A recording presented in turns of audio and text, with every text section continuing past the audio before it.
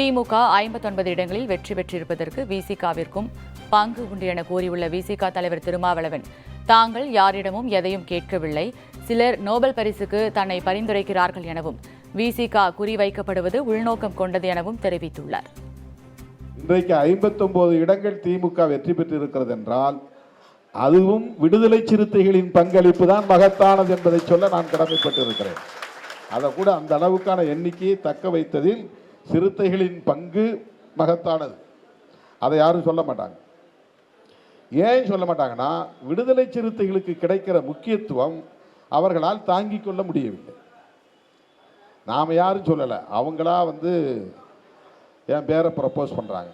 ஒருத்தர் துணை முதலமைச்சருங்கிறாரு, ஒருத்தர் முதலமைச்சருங்கிறாரு. நாங்கள் சொல்லவே இல்லை, நாங்கள் கிளைம் பண்ணல, நாங்கள் யார்ட்டையும் போய் கேட்கல. எங்கள்கிட்ட இருக்கிறது 2 சீட்டு. நாங்கள் யார்ட்டையாவது போய் கேட்டோமா எங்களை முதலமைச்சர் ஆக்குங்கன்னு? நாங்கள் யார்ட்டையாவது போய் கேட்டோமா எங்களுக்கு துணை முதலமைச்சர் வேணும்னு? இப்போ நம்ம கேட்கவே இல்லை.